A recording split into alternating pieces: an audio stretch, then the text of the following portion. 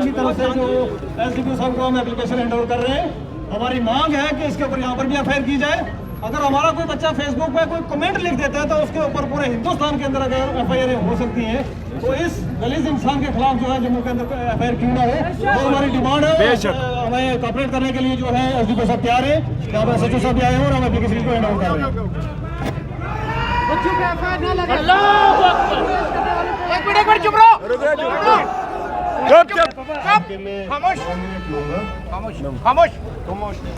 कोई नारा ना लगाए। आपके जो भी पॉइंट्स हैं वो नोट कर लिए हैं। आपकी जानिब से जो जो बातें की गई हैं वो सीनियर फॉर्मेशंस में और हायर अप्स में बताई जाएंगी। एफआईआर रिलेटेड बात कर रहे हैं तो लोहिया नगर जो पुलिस स्टेशन है गाजियापुर में, वहाँ पे एफआईआर हो चुकी है। आपकी जो ये एप्लीकेशंस हैं ये मैंने रिसीव कर ली हैं, in front of cameras receive की हैं। यहाँ पे एफआईआर जो है वो प्रोविजंस देख के हम लगा देंगे, ठीक है। आप अपने घर जाइए, आराम से पीसफुल तरीके से जाइए। जो जम्मू एंड कश्मीर का इतिहास है, जो भाईचारा यहाँ पे सदियों से चल रहा है, वो महफूज रखना है, हम सब ने रखना है, और उसमें आप सबका बहुत बड़ा ताउन चाहिए हमें।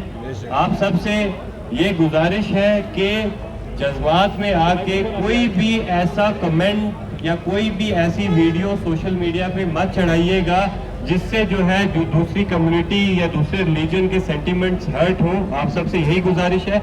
आप सब समझदार हैं, पढ़े लिखे हैं, आप आराम से अपने घर जाइए। आपके जो भी पॉइंट्स थे वो वेल नोटेड हो चुके हैं। बहुत बहुत शुक्रिया। कुछ नहीं हो रहा। बहुत बहुत शुक्रिया एसडीपीओ साहब का, बहुत बहुत शुक्रगुजार है उनके इस गर्मी की वजह से हमारे साथ चले भी। और यहाँ पर कभी किसी एक भी मुसलमान ने कोई दिला रजाई ऐसी नहीं की कि किसी दूसरी कम्युनिटी या किसी आदमी का कोई दिला रजाई। अगर कोई ऐसा है तो बताया जाए, और अगर वो होने के बाद भी कोई एक आदमी जो है हर तीसरे दिन जो है वो यहाँ पर जो है बातें करता है, तो ये बर्दाश्त नहीं की जाएगी। बहुत बहुत शुक्रिया। आप बताइए कि आने वाले समय में मुस्लिम सारे इकट्ठे नहीं हो सकते एक जगह। देखिए एक साजिश के तरीके से पूरे हिंदुस्तान के अंदर पहले हिंदू और मुस्लिम में डिवाइड किया। ये साजिश है, हमें समझने की ज़रूरत है इसको। अब जब जम्मू कश्मीर के अंदर आए तो पहले क्या नारा था, आपने समझा होगा उस नारे को कि भाई डोगराज खतरा में है, डोगराओं के लिए कुछ नहीं हुआ, कश्मीरियों को वहाँ पर मलिन किया गया। उसके बाद क्या हुआ, जब पीर पंजाल रीजन के अंदर आप घुसे तो क्या किया बीजेपी ने, घुसते ही किया कि भाई गुज्जर और पहाड़ी। आज आप समझ सकते हैं जिन लोगों की कब्रें एक हैं, जिन लोगों का पानी एक है, जिन लोगों के माल मवेशी एक जगह चरते हैं, जो लोग एक दूसरे की मौत और खुशी और गमी में साझे हैं, जो सारे लोग, वो आज दुश्मन बने बैठे हैं। किसकी वजह से? वो है ये बीजेपी और ये डिवाइड एंड रूल पॉलिसी जो अंग्रेजों की थी, उसको यहाँ पर इम्प्लीमेंट किया जा रहा है। आज जो ये यती नसीमा आनंद या क्या इस मरहूम का नाम है, मुझे नाम नहीं इसका याद आता और मैं इसका नाम जो ज़बान से लेना भी नहीं चाहता। ये इसका आप अगर पैटर्न देखेंगे तो हर 3 महीने में, हर 2 महीने में, हर 4 महीने में ये एक बार ऐसा कमेंट ज़रूर करता है जिससे हिंदुस्तान के नहीं पूरी दुनिया के मुसलमानों के जो है दिल आज़ारी होती है। ये हमेशा करता है और आगे भी जो है ये मेरे को लगता है कि रुकने वाला नहीं है। और इसके पीछे कोई ना कोई जो सपोर्टिंग फोर्स है, आप समझ सकते हैं हमारी बातों को, चीज़ों को समझने की हमारी क्षमता है अगर हमारे लोग पढ़े लिखे हैं, कि कश्मीर के अंदर फेसबुक के ऊपर कोई एक कमेंट लिख देता है, उसका UAPA लग जाता है और वो 5 साल तक किसी को मिलता ही नहीं है। 5 साल तक किसी कोर्ट में, किसी कचहरी में, किसी कानून में उसकी बात ही नहीं होती है। लेकिन एक आदमी हर तीसरे महीने जब बात करता है, ये आरामखोर जब बात करता है तो हजूर सल्लल्लाहु अलैहि वसल्लम के लिए बात करता है।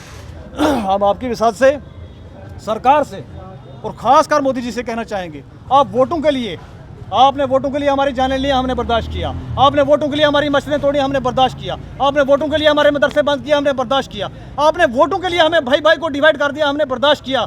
लेकिन अगर वोटों के लिए इस तरीके से इस मलून को खड़ा करके आगे आप और ये वोट लेने की एक तकरीब निकाल के, क्योंकि हरियाणा का इलेक्शन था और उससे 3 दिन पहले वो एक मीटिंग के अंदर करता है, वीडियो वायरल होता है कि भाई हजूर सल्लल्लाहु अलैहि वसल्लम के लिए गुस्ताखी करता है, तो ये हमारे लिए ईमान की हद तक जा पहुँचे बात, हम इस पर कभी बर्दाश्त नहीं करेंगे। मैं आपकी विसात से कह देना चाहता हूँ, यहाँ से कोई यहाँ कान नाक इनका सुन रहा है तो सुन ले, हमारी माल, हमारी जान, हमारी जिंदगियाँ, हमारे माँ बाप, हमारे बच्चे हजूर सल्लल्लाहु अलैहि वसल्लम से कुर्बान हैं और कुर्बान कर देंगे, हम उसके पीछे नहीं हटेंगे। हमने जितने जुल्म आपने किया हमने बर्दाश्त किए। आज भाई को भाई से लड़वा दिया आपने, हमने बर्दाश्त कर रहे हैं ना, आप आपकी सियासत को बर्दाश्त कर रहे हैं। और दूसरी बात मैं आपकी विसात से यहाँ से कहना चाहूँगा, खासकर पीर पंजाल के अंदर जो इस टाइम पर जंग चल रही है, उसके लिए मैं कहना चाहूँगा पीर पंजाल के लोगों से, आज ना आपका वो बीजेपी वाला गुज्जर काम आ रहा है, ना आपका वो बीजेपी वाला पहाड़ी काम आ रहा है, ना वो बीजेपी वाला कश्मीरी काम आ रहा है। वो तो अपने पैसे बना रहा है, वो तो अपनी कुर्सियाँ लेके बैठा हुआ है। लेकिन भाई भाई आपस में लड़ रहे हैं किस लिए?